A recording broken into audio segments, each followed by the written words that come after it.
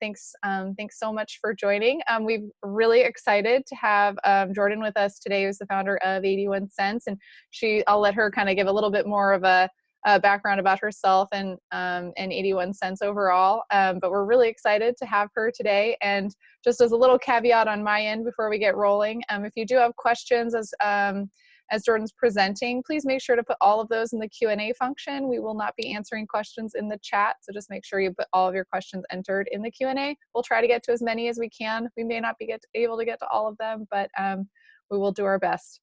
Alrighty, and I'll let Jordan take it from here. Thanks so much for being here. Awesome. Well, thank you for having me. And yeah, super excited to see so many folks here. I'm curious if everyone doesn't mind just entering in the chat where you're based. That's been one of my favorite things about moving so much of life to these virtual spaces, is like we can bring people together from all over the world. So cool. Wow, Lithuania. Okay, I'm in LA, so I see some others here. So cool. That's really exciting. Has nothing to do with the content that we'll be talking about today, but more just personal interests, and hopefully cool for everyone to see where everyone else is as well. Awesome. So as mentioned, I'm Jordan. I am the founder of 81cents. We are a salary negotiation platform focused on women and underrepresented minorities in particular, and especially focused on individuals working in tech. Really excited to be here today and appreciate the invite to join the Springboard community for the next hour or so. I've gotten to know the Springboard team over the past year and love the program. Think it's so important, probably more important than ever now. We had a chance to participate in Springboard Rise over the summer and have just made a bunch of negotiation resources available to all of you, which you can talk to kind of the Springboard career coaching team about, and we'll talk a little bit more about that in more detail today.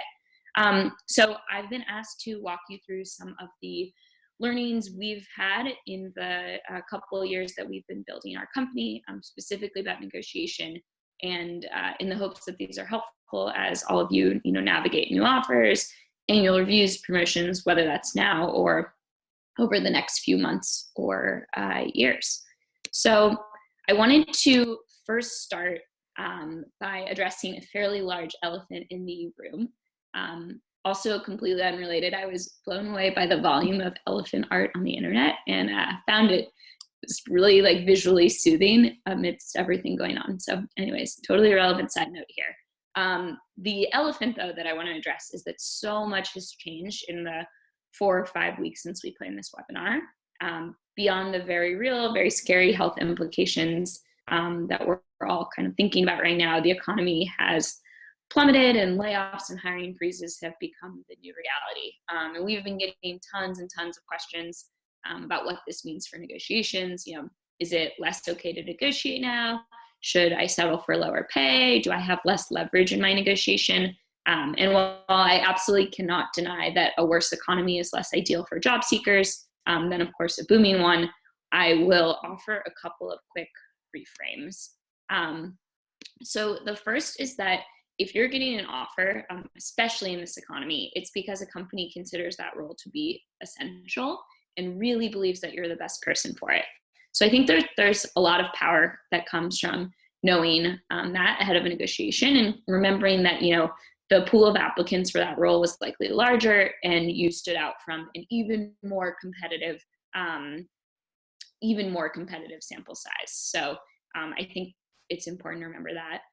The second point I'll make here is that while cash might be tight, asking for $5,000 or $10,000 more, whatever that amount is you're asking for, is not going to save a company from going under. If they are at a point where cash is that tight, then they won't be making new offers at all. And I think related to this, it can be helpful to remember that the company's already put thousands of dollars into the job search, and so there is more budget there to close the deal. And then the last point I want to make is that, especially when we're in an economy where cash is tighter, it's a really great time to focus on incentives outside of cash. So, signing bonuses, not signing bonuses, annual bonuses and equity plans are great, because that means that you have a way to increase your pay over time, but a company doesn't have to pay upfront. So I think that these are helpful to remind ourselves of during this challenging time. And I'm also happy to take more questions about kind of the state of affairs here during the Q&A. And just for context, I'm going to be speaking for about 25, 30 minutes, and then we'll have the rest of the time for questions. So now I want to shift and tell you a little bit about 81 cents and our approach to supporting individuals through new offer, annual review, and promotion negotiations. So at 81 cents, our goal is to help individuals assess if they're being paid fairly and increase their confidence ahead of negotiating. And the way we do this is by going out and on behalf of the candidates and individuals we work with, source niche data and personalized advice from a network of over, at this point, 1,400 hiring managers and recruiters. So before we get too far into it, I think it's important to take a step back and ask, why are we focused on negotiation in the first place? I'm sure we all have our own answers about how anxiety-inducing that process is, how confusing it is, how many of us don't feel confident when we're negotiating. But there are a couple of other reasons here. For one, we've seen that underrepresented individuals tend to have a really unique experience with negotiations. For example, women tend to negotiate 4 times less frequently than men, and often to much different outcomes. And you can kind of cut that many different ways. There are also, pay gaps, especially around negotiations, for broken out by gender, but also by race, also by age, also by where you're from. I know we have a lot of international individuals in the community, and so there can be different cultural norms around negotiations, and so it tends to be a very stressful and anxiety-inducing process for a lot of people, and it also tends to be super, super important, because not negotiating your pay, just even modestly in your first job, can literally lead to $1 million difference in lifetime earnings, and this is where 81 cents tries to come in. So as I mentioned, we've built this network of over 1,300 hiring managers and recruiters who provide data and personalized advice to individuals as they negotiate, so they can feel confident and validated in what they're asking for.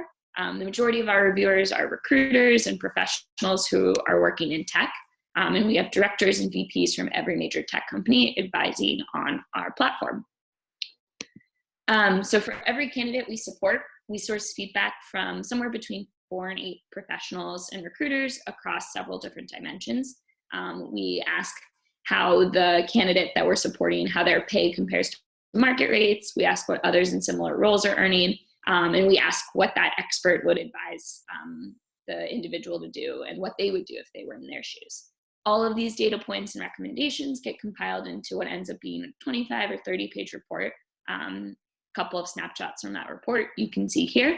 And another cool feature of 81 cents is that you have the ability to have follow-up calls with the professionals who are consulted in your review.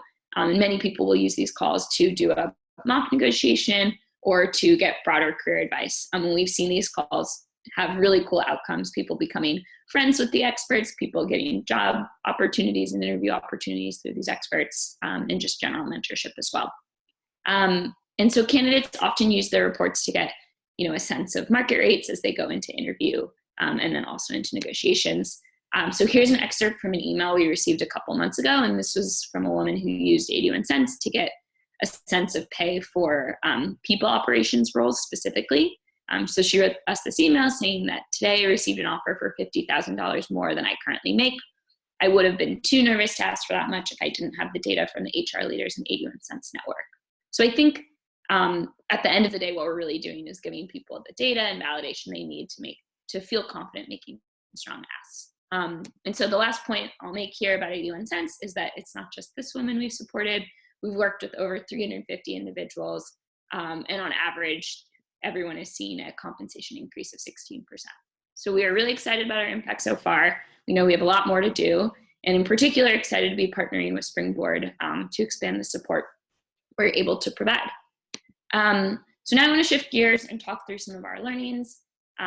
Hopefully these are helpful for you as you think about kind of what roles you might want to switch into after wrapping up with Springboard. And I guess one point here is that most of these tools can also be used for non-salary negotiations too. So if you are trying to navigate a new normal with roommates during the quarantine or a partner, helpful to remember these as well.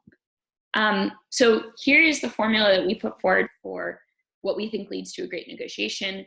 In short, I think great negotiators are always extremely prepared. And I think these are the components that you need, or the steps you need to take to become super prepared. And obviously these are really broad ideas, so I'm going to dive into them in more detail. Here's some of the places that we recommend sourcing pay data from. So I guess I'll take a step back and say that we've interviewed about 150 recruiters, negotiation coaches, academics, and they all talk about the value of having data in a negotiation. It can be really persuasive. It can help you align with the recruiter, the hiring manager on market rates. It's what you use to build your case effectively. However, I think at 81cents, we've also seen the value that negotiation data can have on the confidence of the person asking. So if you have 15 different data points that support that the offer you received is about $15,000 too low, you are going to ask for that $15,000 increase much more confidently than if you have like one data point that you're not totally sure about. So data is super, super important. And there are a bunch of great places out there to find it. A couple that I will highlight here, I'll emphasize the value of talking to recruiters, particularly in today's market where things are changing really quickly.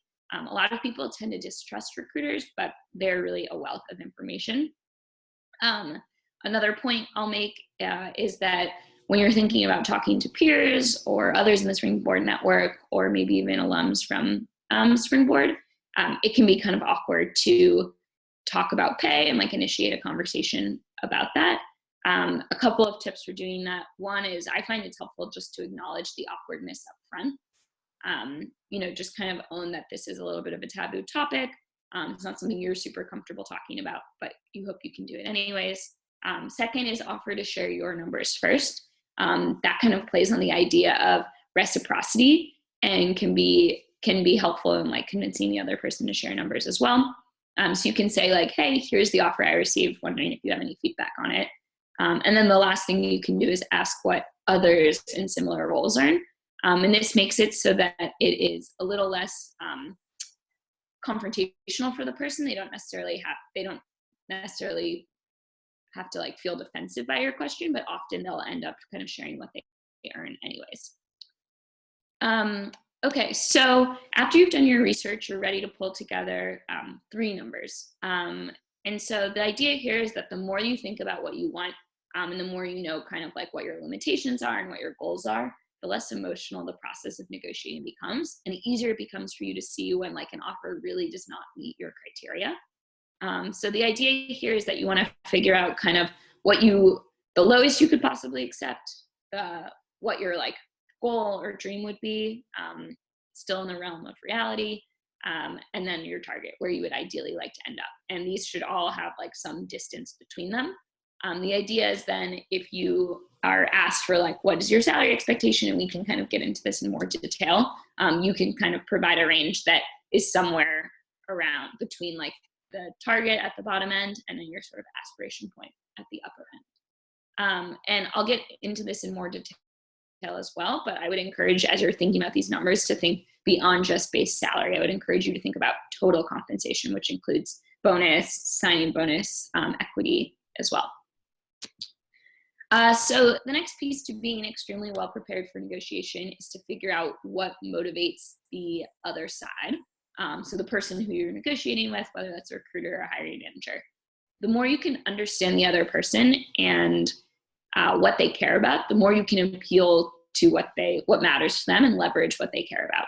So for example, has a hiring manager been trying to fill a role for 3 months? If so, you might have more leverage in your negotiation than if they have a pipeline full of candidates. They also might be willing to increase your signing bonus in exchange for you starting 3 weeks earlier because they really want someone in that role. So there's sort of a famous example of this from Teddy Roosevelt's presidential campaign. His campaign manager had 1 million copies of a photo of him printed as a flyer that they were going to distribute as part of his campaign. So right before they were set to distribute them, they realized that they actually didn't have permission to use the photograph. So they had a couple of options here. One is they could distribute the flyers anyways and risk some sort of lawsuit. Or two, they could talk to the photographer and probably pay some sort of fee per photo. And at 1 million copies, they were likely looking at a pretty large price tag either way. So here's what they decided to do. They sent a message to the photographer that said the following: "We are planning to distribute millions of pamphlets with Roosevelt's picture on the cover. It'll be great publicity for the studio whose photograph we decide to use. How much will you pay us to use yours? Respond immediately." So the outcome here is pretty crazy. The photographer responded offering to pay $250 to have his photograph used. And so instead of being stuck between these two options of paying a pretty significant amount of money either way, they actually ended up making money on this. And so while this is certainly an extreme example and probably not super realistic, I like it because I think it really shows the benefit of putting yourself in the other person's shoes and thinking about both what they care about, but also what they know or what they might not know. So the next piece of advice here is super, super tactical, but I promise it makes all the difference. Write a script. This matters for a couple of different reasons. One, it can help you to feel more confident going into the negotiation. Two, it can help when you're in the negotiation to make sure that you don't get caught off guard. I know I've personally been in negotiations before where a curveball sort of question gets thrown at me and I don't necessarily have the right answer. And for me, that ends up kind of derailing a whole conversation. And then the third reason that this matters is because it can hold you accountable. So if you have your walkaway point written down, or if you have like the number that you really want to ask for written down, you are much more likely to stick to that number if you have it in front of you. And then the last and most challenging part, I think, of a negotiation is the mental side of it. How do you make yourself feel confident about asking? My personal view is that having accurate data and being prepared are the two best ways to feel confident. However, a couple other tricks to run through. One is opportunity cost.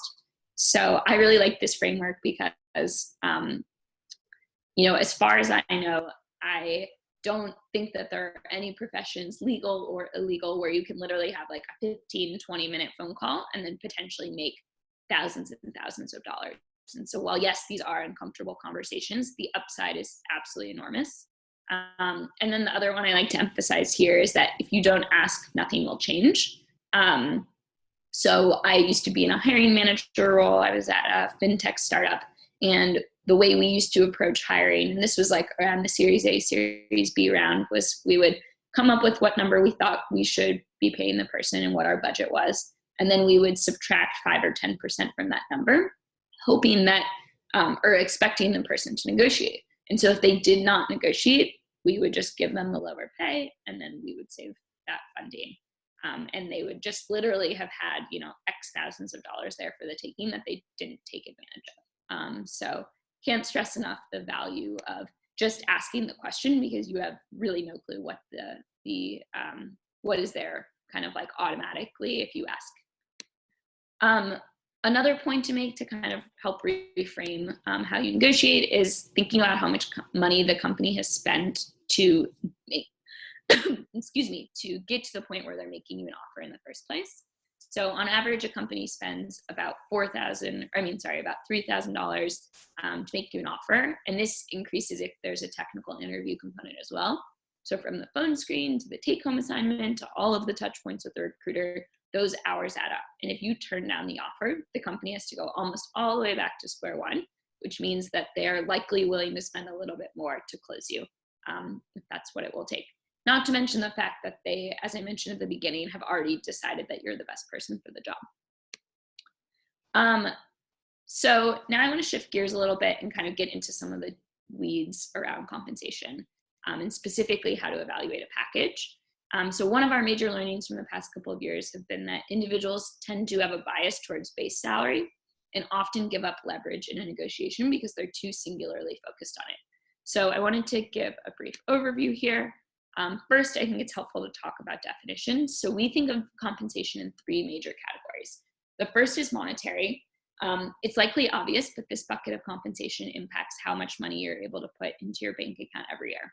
So examples of this are base, bonus, signing bonuses, and especially at big public companies, stock. The second bucket is called near monetary. basically any type of compensation that prevents money from coming out of your wallet. So for example, if you work at a company that offers free lunch, that's, somewhere between $5 and $15, depending on what city you're in, that you don't have to spend buying lunch, which keeps your bank account higher. Same goes for generous relocation packages, commuter benefits, healthcare. Basically, the better those packages are from the company, the less money you have to spend on them yourself. And then the last bucket here is non-monetary. So these don't impact your bank account either way, but they could very well impact your quality of life. So unlimited PTO, the ability to work from home, which we're all doing right now, and opportunities for international travel. So as you're evaluating an offer, it's really important to think about all of these components, since they can all be really meaningful and materially impact your day-to-day. So can't stress the value of doing that enough. So I want to take a quick step back and kind of remind you why thinking about like the total compensation is really important.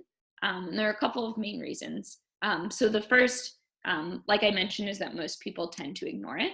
So for example, an offer that might be $5,000 higher in base could actually be lower in total compensation than another offer, when you realize that the other offer that's lower in base actually has a higher 401k match and better retirement benefits, and provides, free daily lunch, for example. And so we see this all the time. Individuals kind of coming to false conclusions about which offer is more competitive than another.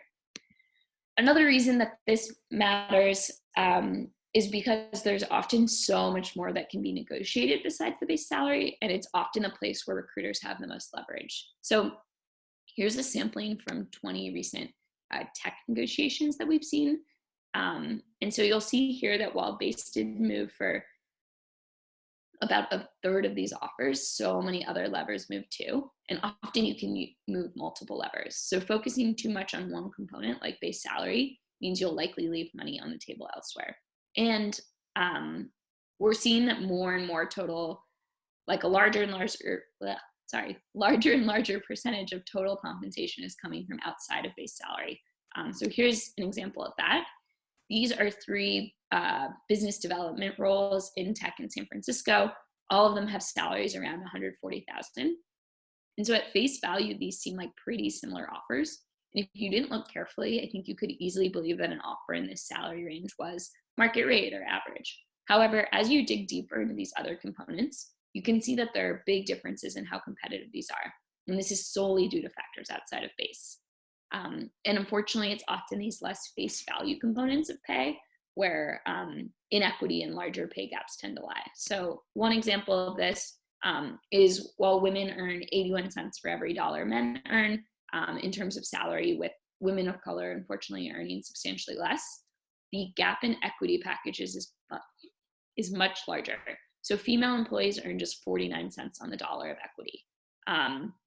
And again, as I mentioned earlier, this is just an example focused on gender, but there are so many other examples of this sort of discrimination, and it's by no means fair. But I think one of the best things we can do is all get really informed on equity and ask the right questions. So I'll get into that in a little bit more detail. However, just to kind of like wrap up on this topic, I wanted to provide a list of some of the forms of compensation we often see overlooked. And I've broken these out into 2 buckets. One is kind of monetary or near monetary benefits. And then the other one is non-monetary, or what I'm calling quality of life impactors. I do not think impactor is a word, but that was a clear way to describe it. And so the recommendation here is build a spreadsheet to quantify and prioritize every component of an offer. So now I want to spend some time talking about equity. And this is a component of compensation that will be included in the majority of full-time tech offers and can be really, really meaningful, especially if you join a company early and grow with that company. However, of course, there is risk associated with it and a very high chance that it could amount to nothing. So I want to give you some information to help you make sense of that risk. And the disclaimer I'll add here is that I'm not a tax specialist or a lawyer. So these are just some thoughts that we've seen in the past couple of years of building 81 cents, but by no means expert opinions. So the first thing I kind of want to differentiate is the difference between stock that you might receive at a large publicly owned company like a Google or a Facebook or a Microsoft, and then the type of stock you might receive at a private or pre-IPO or earlier stage company, however you might want to decide. However you might want to describe it. So a couple of differences here. One is the type of stock you might receive will be different. So at a public company, you'll likely receive what's called restricted stock units, or RSUs. And this basically says that the company is giving you that stock right away. Like, you don't necessarily have to buy it. So the way that typically works is you'll receive an offer from a company. They'll say, hey, here's the base salary we're offering. And then they'll typically say, we're also offering you a certain dollar amount of restricted stock units. So for example, let's say at Google, you receive an offer that includes $100,000 worth of RSUs. So the way it works is that on your first day at Google, they will figure out what the stock is currently trading at, and they will buy you $100,000 worth of that stock. So if the stock is trading at $1, you will get 100,000 shares. If it's trading at $10, you will get fewer shares, but those shares are each more valuable. So actually, one kind of like interesting thing that's happening in the market right now is if you are joining one of those big tech companies, because the market is so volatile and prices are down, you'll be getting like the same amount of a company will still be giving that $100,000, but you'll actually be able to like purchase more shares of that. So when these companies hopefully inevitably rebound, you'll be able to kind of capture more value there because you'll own more shares, which is kind of exciting. So then on the other side of the market, you have private companies, and they will typically give you what are called ISOs, or incentive stock options.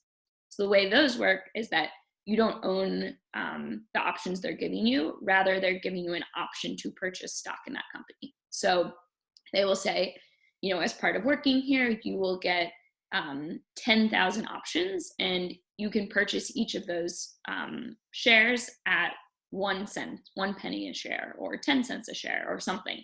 Those share prices will be really low. They will, especially the earlier stage company, and so hopefully and theoretically you'll be able to afford them. And then over time, the idea is that those share prices will go up. And so as a company becomes more and more valuable, that price per share will go up, and you will be able to capture like everything in the middle between what you paid per share and then what that share is valued at now. So if you bought a share at $1 a share and now that share is at $10 a share, you theoretically captured $9. And again, happy to answer more questions. And then the last kind of point I would make on that is just the risk levels are really different. So when you join an earlier stage company, there is, yes, more total growth that you could see, but there's also a lot of risk that comes with that potential growth. At a later stage company, yes, the share prices can move like we're all seeing today, but the like extent of that movement will theoretically will be less. So now I want to provide a list of some of the questions that I typically recommend asking as it relates to equity. And in general, these questions are kind of catered towards individuals who are receiving offers from privately held companies. At publicly held companies, again, because that stock is a little less risky, and they're giving you like a total dollar amount for it, you can start to think of it more as a cash equivalent. By far the most important question to ask here is equity on the table? If you're getting an offer in tech and you are not receiving equity, always ask if it's something that you can add on. Companies have different philosophies. At certain stages in their growth, they may stop offering it, but it always is helpful to ask.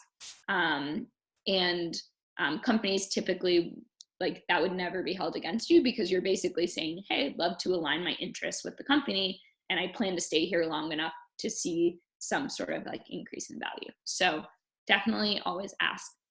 The rest of these questions are really designed to help you understand, kind of what percentage of the company you own and the terms of that ownership. What might happen if the company grows by 5 times? What might happen if the company doesn't grow at all? This will help you make sense of the stock that you're receiving. I guess 2 more points to make on this. The first point is that I think founders have a tendency to sell a really, really big, exciting vision for the future.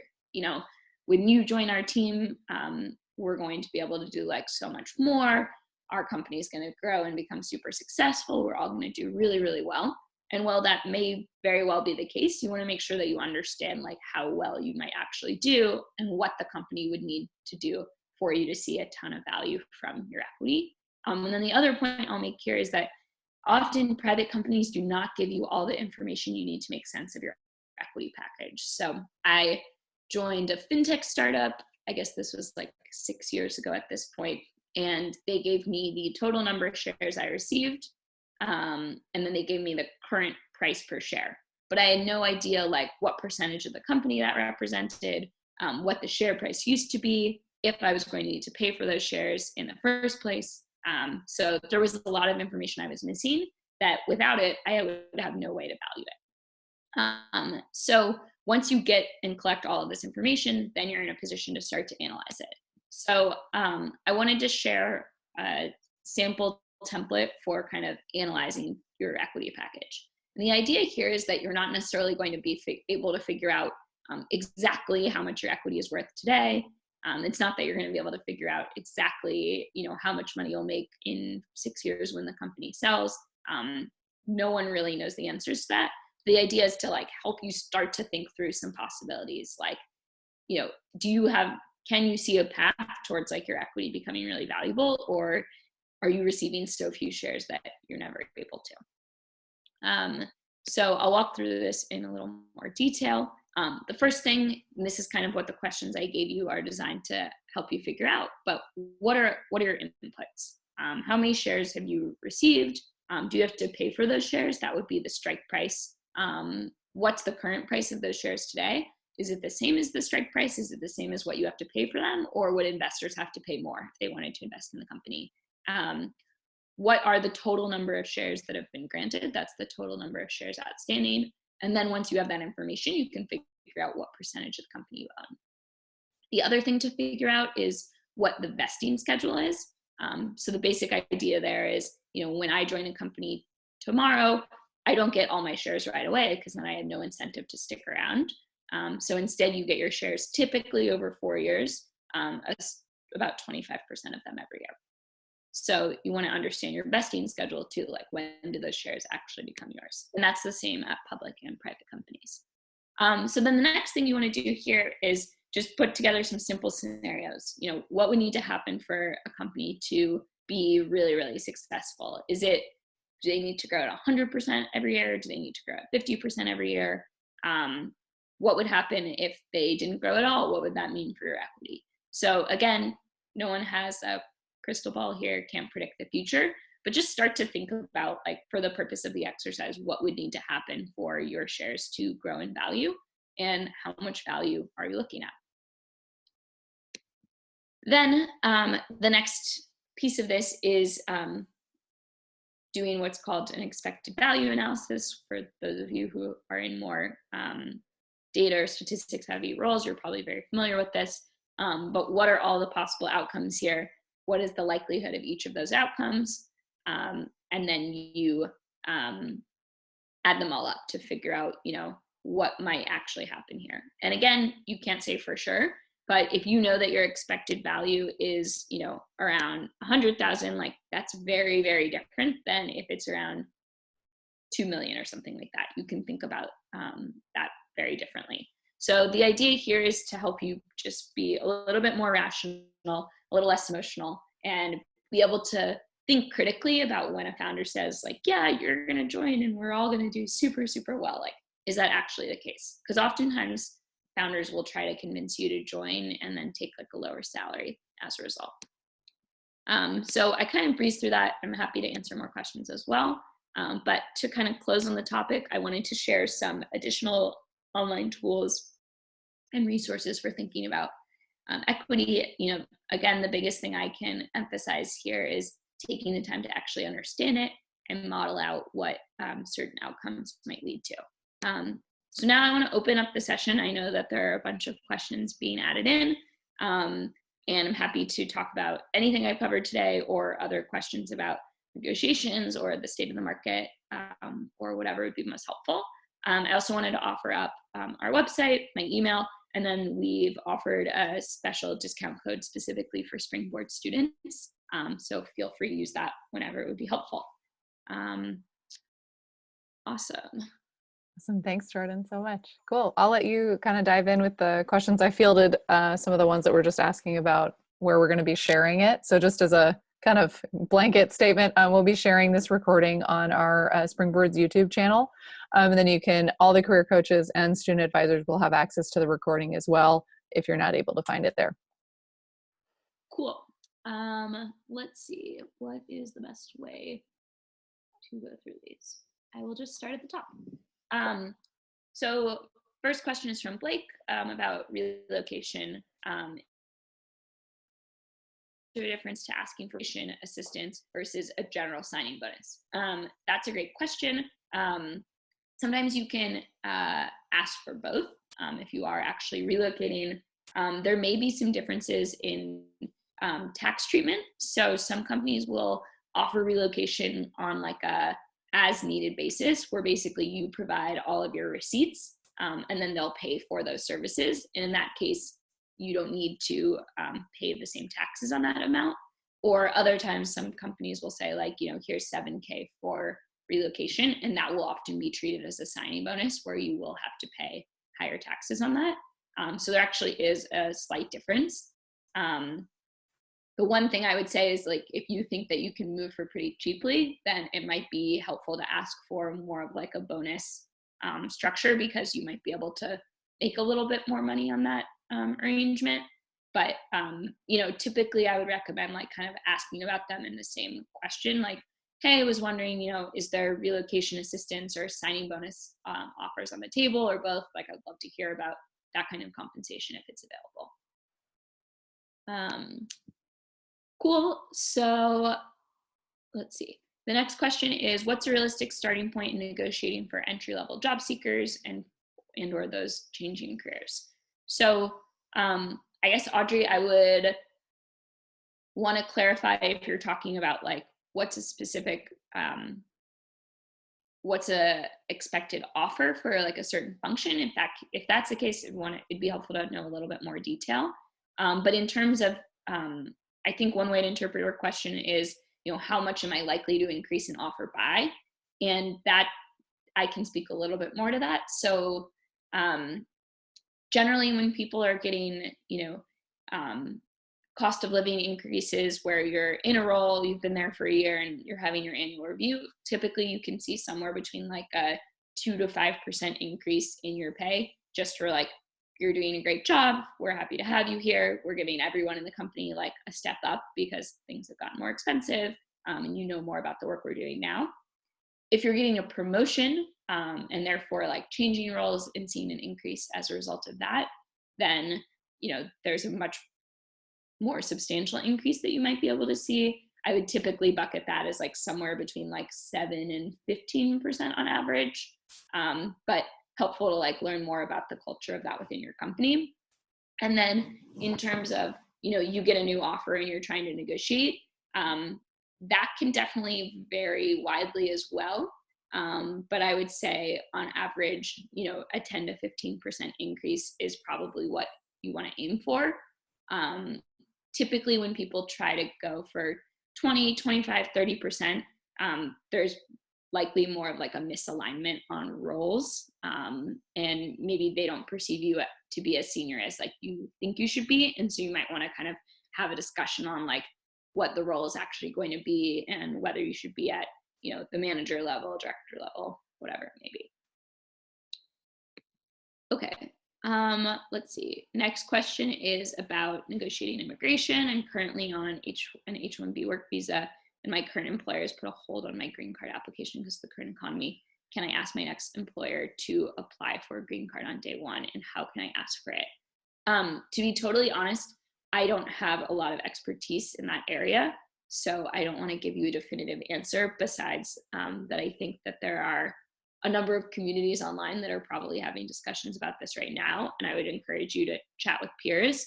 Also, in general, just asking a question in like a friendly, respectful way, I think mitigates the chances that you're going to see anything negative happen, and the worst they can say is no, but would definitely think it's great you're asking it and thinking about it, and would encourage more research. So sorry to punt on that one. Good question about a salary negotiation happening because do salary negotiations happen because you're offered an underpaid package or because your target is more than the position offers? There are a lot of different reasons that they can happen. Generally, even if it's a really great offer, I would always encourage you to ask the question of if there's some flexibility, because most companies will have some sort of flexibility and are often just waiting for you to ask for it.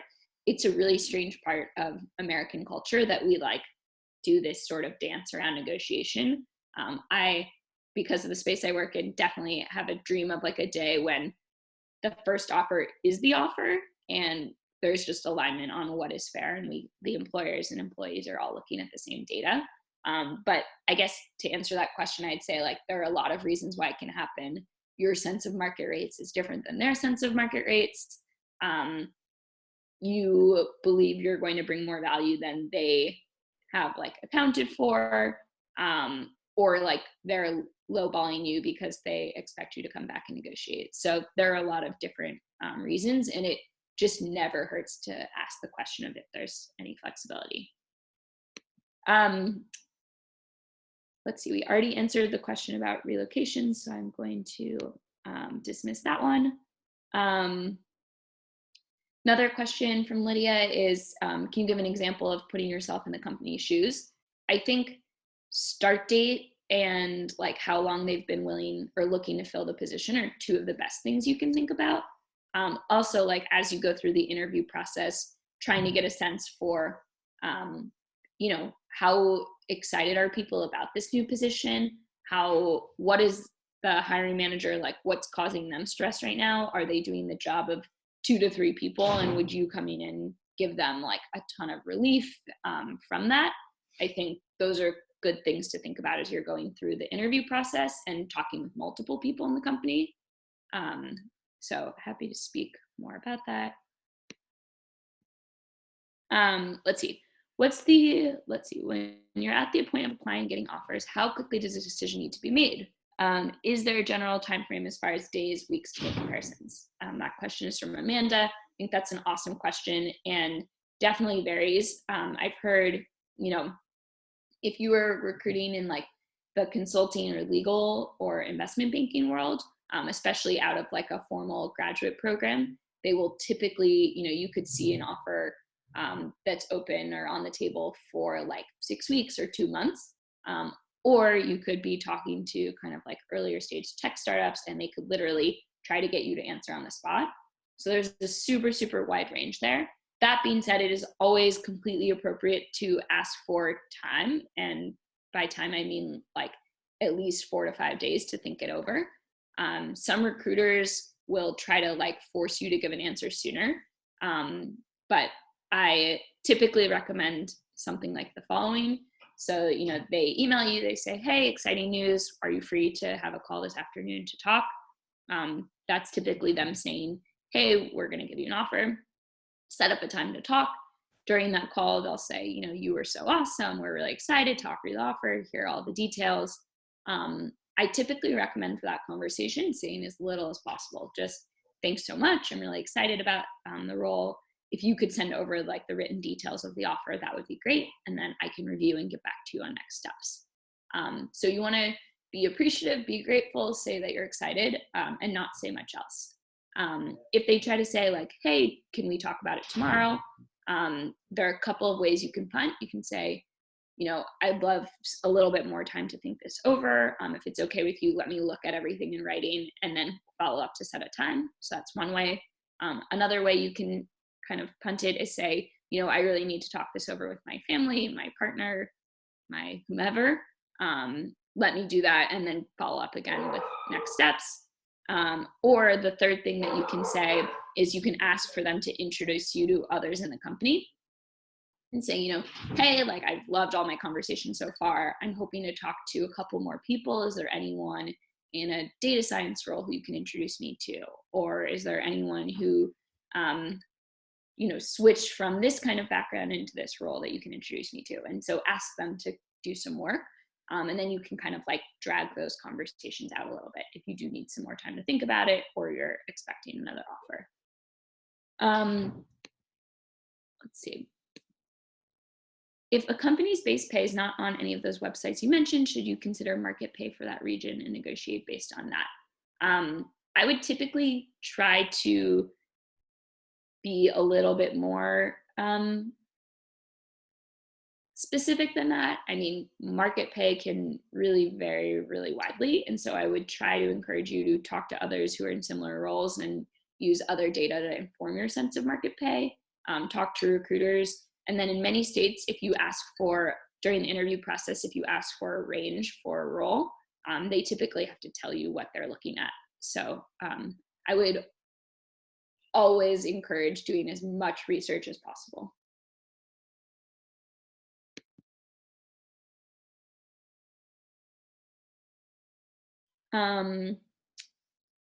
Let's see. How do you approach negotiating each one of these items? Do you start with base and work your way through, or all together at the same time? And that question's from Kenneth. That's a great question. I get that question all the time. So research shows that you typically want to have one to two conversations or calls about your negotiation, and you don't necessarily want to go point by point. You really want to talk about, your thoughts on the entire compensation package, and you want to start to kind of trade off levers. Typically going point by point can frustrate the recruiter and make them feel like you're never going to sign. I think it can also be helpful to, to that point, present a counteroffer and talk about, here are 2 to 3 different versions of compensation that I would be really excited to accept. So you could say, the first version that I'm really excited about has higher equity, but the same signing bonus and salary. This other version has the same equity, but a higher base salary and a higher bonus. You can offer different packages. And then that's typically a good way to show that you're thinking about it holistically, but you're also flexible. You understand that they've got, certain restrictions on their end. They also have certain levers that are easy to move than others. And you're trying to get to a point to maximize total annual compensation. And within that, you can also express a preference. You can say, hey, I'm in a place in my life where, bringing in cash flow is more important. We're trying to buy a house, whatever it may be. Or I'm actually at a point in my house or my career, and I'm super excited about this company where I'd really love to maximize the upside. And so would love to talk about, increasing the equity package here. Good question about Glassdoor. Lucas says, Glassdoor wasn't on your list. How accurate are the salaries listed on Glassdoor? So generally, I don't think there's I don't ever think that you can have too much data. I would encourage you to look at Glassdoor. I would encourage you to look at salary.com. I would encourage you to look at every data source, because I think each one can be helpful and can start to help you see patterns or some sort of average. That being said, in my experience in conversations with tons of recruiters, most of them feel that Glassdoor is not accurate for a couple of reasons. One is Glassdoor doesn't talk about equity or compensation really outside of base salary. They really tend to focus on base and then maybe bonus. So that's really important. And then the second thing is that they sort of equate all people with the same title and the same number of years of experience to have equivalent earning power. And I think that's just a little bit too simplistic. Product manager at one company can mean something really different than product manager at another.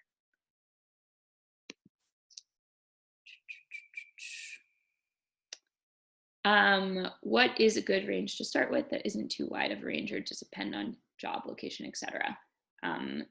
So yeah, I think you've got to figure out, what range feels comfortable for you to share.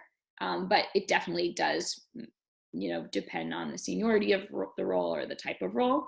I think that, somewhere in the 10K range always typically feels right. But of course, the wider the range, the more likely you are to align with their range. The one point I'll make about kind of giving a salary range is that you always need to be prepared for them to offer you the very bottom of the range. So if you say my range is 100 to 110 and they offer you 100, it's going to be harder for you to negotiate up from there. You can, of course, say that like your understanding of the role has changed, your understanding of the market has changed. Like you can try to work around it, but it is going to be challenging to really make a strong case for that, or it's going to be like a little bit uncomfortable. So I'd be careful when you say a range to make sure that you're comfortable with the bottom. Let's see, question more about annual reviews, which is what is the best time to ask for a salary raise? After the annual review, after a successful project, at the beginning? Great question. So a few thoughts here. Definitely the best way to increase your earnings substantially is when you're changing roles. Most companies will have somewhat of structured policies in place around annual reviews and increases, and it's just typically harder to increase your pay when you're within an organization than when you're moving between two. So I'd keep that in mind. One point on kind of increasing your pay within an organization is thinking about what time you ask the question.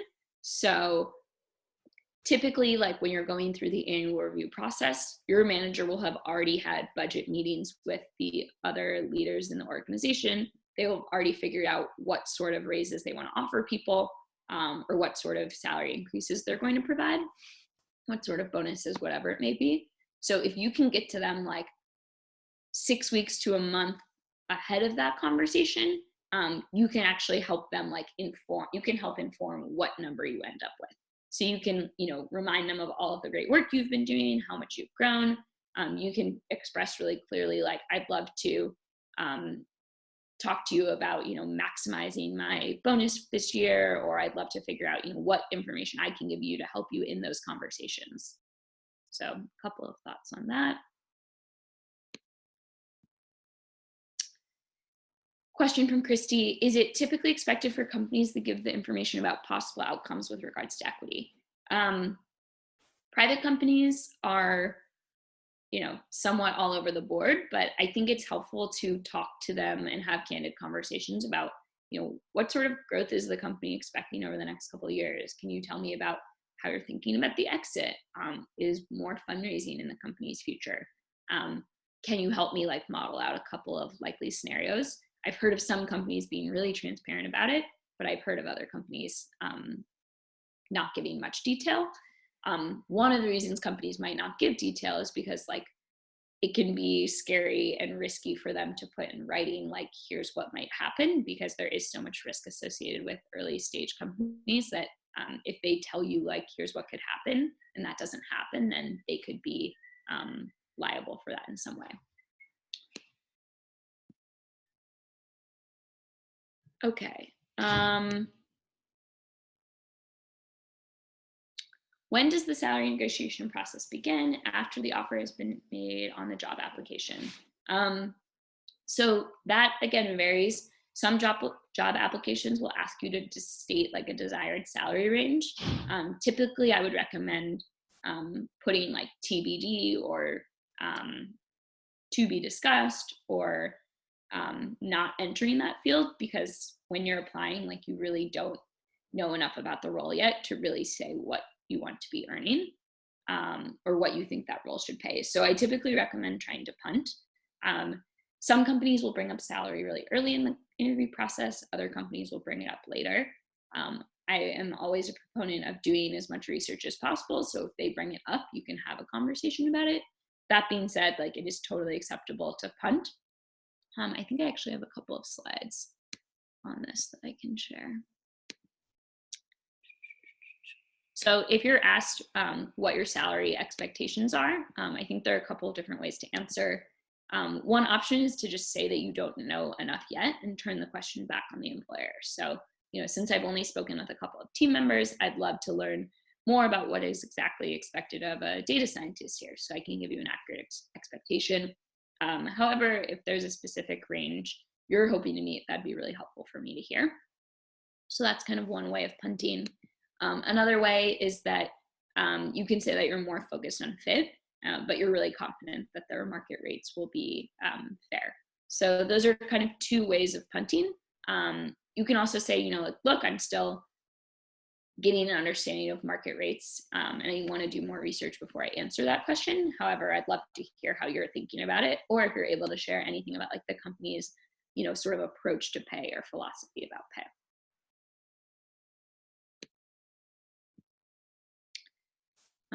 Let's see, what about tuition reimbursement instead of tuition assistance? Do companies ever do this? Yes, I've heard of companies doing both. Those have to research, you can Google both online and find lists of companies that are kind of known for doing reimbursements or doing tuition assistance.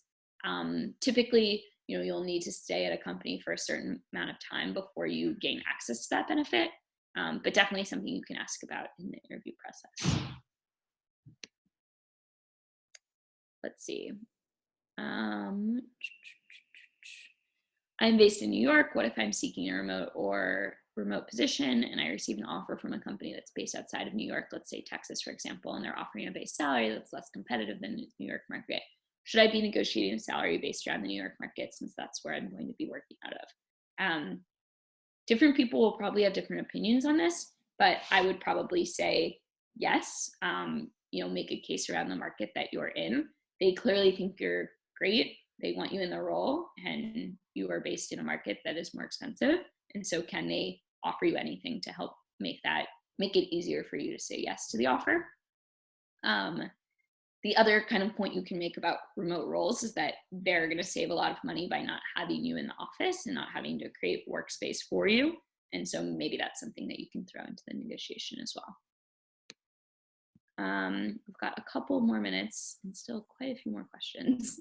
Yeah, we probably won't be able to get to everybody's today, but whatever, maybe answer 2 more just with the time, 2 or 3 more, based off of how much time you think you need. But thanks everybody for submitting the questions, but unfortunately we've got a little bit of a backlog, so we'll try and get a couple more in. Yes. Let's see. So a couple of questions that I think have come out are about offers being rescinded if you try to negotiate too much. I've never seen an offer be rescinded for trying to negotiate. And most recruiters and researchers I've talked to have a similar experience, or maybe they've seen 1 or so in like out of thousands. It is very, very, very uncommon that you will have your offer rescinded for trying to negotiate. That being said, you can definitely have your offer rescinded for, just to be blunt, like being an asshole in the negotiation process. If a company gets a sense that you're not actually interested in the role, or if you're like nickel and diming them over every single component of the offer over several weeks, if they get a sense that you're just trying to get their offer to be higher so that you can use it as leverage in another negotiation, they will rescind offers. So if you are excited about and interested in a role, I would definitely recommend reminding the company of that interest, and then not being afraid to negotiate, because there's a lot of room there, and the worst they can say is no. I think also, if that's something you're nervous about, when you kind of make the case, just make sure to end your statements with questions. So, in my belief, it feels like this is quite a bit below market. Here's kind of some of the research I've done. I'm wondering if there's a way for us to bring this higher, or curious how that sounds to you. That sort of thing.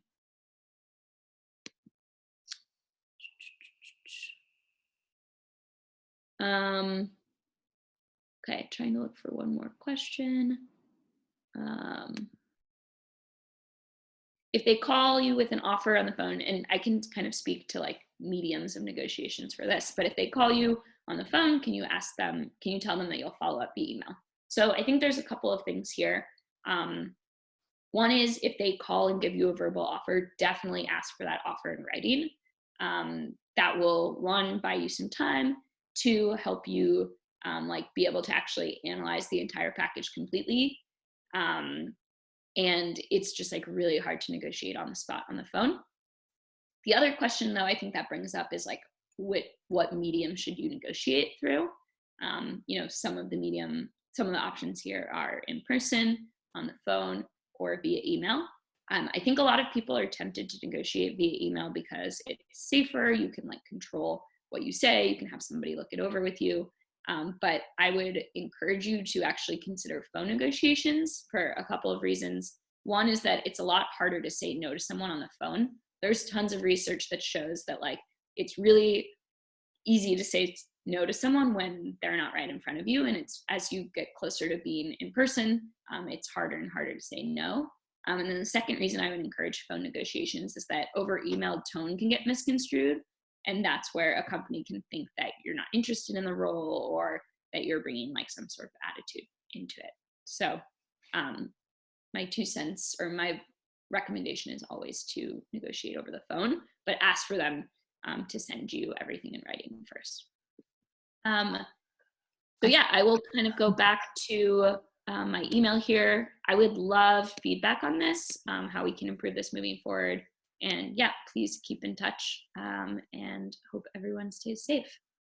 Awesome. Thank you, Jordan, so much. Really appreciate your time and staying to answer all those questions. Thanks again. And Yeah. Thanks everybody for joining.